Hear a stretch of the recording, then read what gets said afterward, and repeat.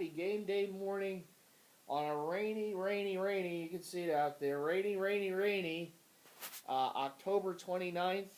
We're going into week 8 of the NFL season, and the Philadelphia Eagles, of course, come in 6-1, hoping to go to 7-1 against San Francisco.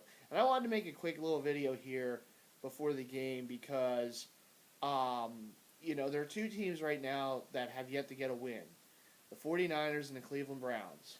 And as I was eating breakfast this morning, I was watching on the NFL Network the Cleveland Browns with a home game in London. By the way, the NFL giving the Browns a home game in London, being one, as one of the ambassador games for the league, probably wasn't well thought out. I'm just saying. Probably wasn't a good idea. Oh, look, this is our product. Here's the Cleveland Browns. What? I haven't seen so many people in London screaming out into the streets due to Americans since the American Werewolf in London. I mean, come on now, right? My goodness, I gotta tell you, watching that game as much as I could stomach it, versus the Vikings, and I'm kind of watching it because the Vikings are one of those teams behind the Eagles record-wise, and I was kind of hoping maybe they would lose or something, just to, get a little distance more from one of those teams. With Aaron Rodgers out, looks like the Vikings are probably going to win that division, and they've been playing pretty good.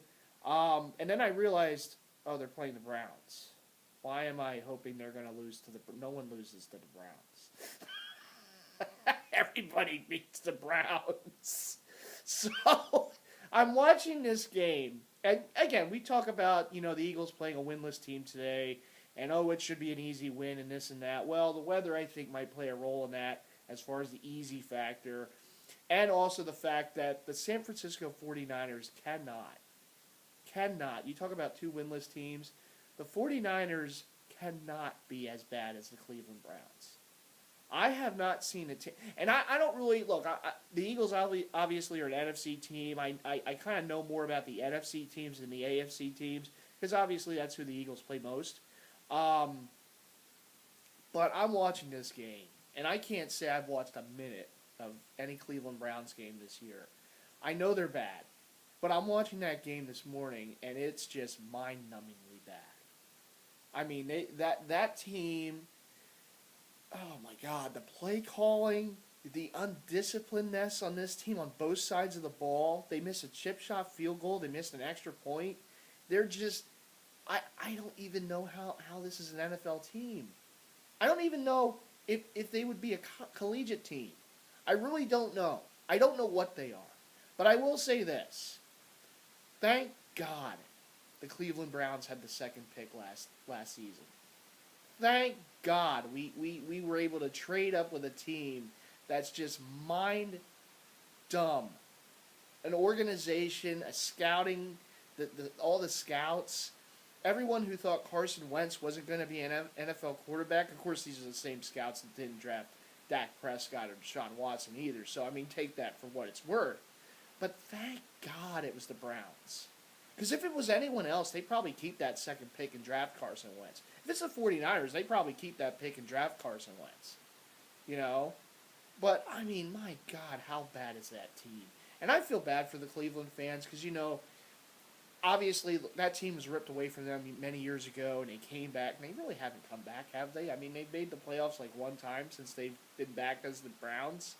It's really sad, and I do feel for the fans of Cleveland who have to put up with this every week. I couldn't even sit through a quarter today. I was done. I was watching like Eagles pregame stuff after that. I'm like, oh, hell with this. Once the Vikings went up by 2 scores, it's like, okay, time to turn this off because the Browns just are. I can't. I can't digest my food watching this. And I've seen some bad Eagles teams over the years. I've seen some bad football here, but that was I mean, the poor people of Cleveland, they just have to be thankful every day of the year that LeBron returned there and they got a championship with him, and that the Indians have gotten better in recent years because that football team is the absolute laughingstock of the league. That is a joke. And there is no hope there There's no plan. There's no rhyme or reason. It's just we're going to just throw all these players together and see what happens. It is absolute garbage. So that's why when we talk about, okay, who are the Eagles playing today? Well, they're playing a winless team. But you talk about the 49ers and the Cleveland Browns. The 49ers don't play like a winless team. I know that, last week was standing, that the previous weeks they were losing by, they were all close games.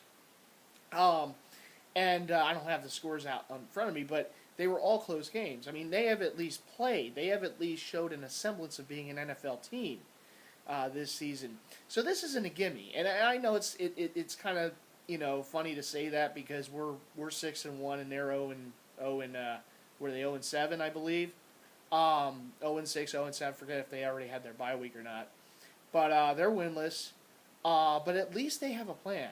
At least there is like a semblance of an idea of what to do with that team. Because I'm seeing the other winless team today, and again, it's just it's ridiculous how bad the Browns are. I mean, they are absolutely laughable watching that game. It was just bad play after bad play after bad play on both sides of the ball. Like, they have a chance to get off the field on defense and they give it up on 3rd and 10, and then they get penalized on all these different plays. It's like, oh God. And it wasn't the referee crew calling the Eagles games over a couple weeks ago against the Panthers. It was because of the Browns why the penalties were happening. It was bad, and so I will say this. Look, I expect the Eagles to win today because I think they're a much better team. Even in the rain, even in the slop, they're a better team than the 49ers on both sides of the ball. I know they have had a lot of injuries. I know that there's some worrisome things possibly for down the road going forward, but I think this week they certainly will overcome it. Carson Wentz is playing at an incredible level right now, and I know it's raining, and I know everything, but you know what? The way he's playing right now. He can play in the snow. He can play in the rain. He can play in the wind. And, just keep playing at that level. And I believe this defense will get turnovers. The Niners are starting a rookie quarterback for only his second start in the league. They didn't look too good last week against a Dallas defense that's not near as good as this defense. So I expect the Eagles defense to tee off on the young quarterback, and I expect the offense. I think you're going to see the run a little more today only because it is raining and the conditions, call for it. But I believe that, the Eagles offense will get their points and the Eagles defense will shut down the 49ers and get the victory. It might be a double-digit win. It might not be as easy as you think. Maybe the Eagles pull away in the second half, maybe in the fourth quarter, something like that, kind of impose their will and just get the win. But I look forward to it as always. Let's get the 7-1. As always, let's go Birds.